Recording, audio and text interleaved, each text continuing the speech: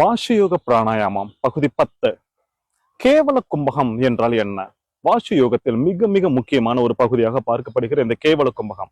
கேவல கும்பகம் என்பது நாமே செய்வது கிடையாது. கும்பகம் என்றால் என்ன? நம்ம மூச்சு காத்த உள்ளிழுத்து உள்ள தம் கட்டி வைக்கணும், தெரியுமா? அதுதானே கும்பகம். ஆனால் அது செயற்கையானது, நம்மளே பண்றோம், அது ஆர்டிபிஷியல். ஆனால் இயற்கையாகவே நமக்கு ஒரு கும்பகம் நடக்கிறது என்றால் அதற்கு பெயர் கேவல கும்பகம். இயற்கையாகவே கும்பகமா? அது என்ன என்று குழப்பமாக இருக்கிறது, தெரியுமா? அது எல்லோருக்குமே நடந்து கொண்டுதான் இருக்கிறது, எக்ஸப்ட் டென்ஷனாக இருக்கிற மனிதர்களுக்கு தவிர மீதி எல்லோருக்குமே நடந்து கொண்டுதான் இருக்கிறது.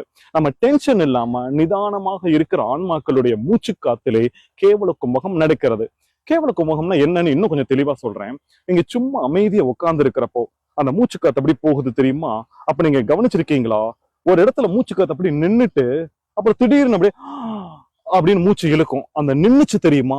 அது ஒரு கும்பகம். அது நீங்க செஞ்ச கும்பகம் இல்ல, இயற்கையாகவே நடந்த கும்பகம். அந்த கும்பகத்துக்கு பெயர் கேவல கும்பகம். இப்போ இந்த பகுதியில நான் என்ன சொல்ல வரேன்னா, கேவல கும்பகம் என்பது நீங்கள் செய்ய வேண்டியது கிடையாது. இந்த பகுதியில நான் சொல்ல வருவது, நீங்கள் இது செய்யுங்கள் என்று சொல்வதற்கு ஒன்றுமே கிடையாது.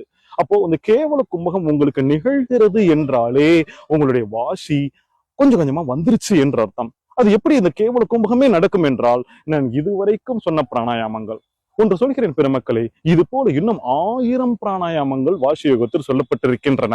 என்னால் முடிந்த அளவுக்கு ஓலைச்சுவடிகளை இருக்கிற விஷயங்களை இந்த 10 பகுதிகளில் நான் தொகுத்து கொடுத்திருக்கிறேன். இதை நீங்கள் செய்தாலே வாசி ஓரளவுக்கு வந்துவிடும். இது போக வாசி ரகசியம் என்ற ஒரு பெரிய வீடியோவை நான் இதே சேனலில் பேச இருக்கிறேன். அதை நீங்கள் தயவு செய்து கேட்டால்தான் இந்த வாசி யோகம் என்பது முழுமைப்படும். இந்த கேவல கும்பகம் வரும் வரை நீங்கள் இந்த மேற்சொன்ன எல்லா பிராணாயாமங்களையும் தொடர்ந்து செய்து கொண்டே இருங்கள். கேவல கும்பகம் உங்களுக்கு வந்து சேர வேண்டும்.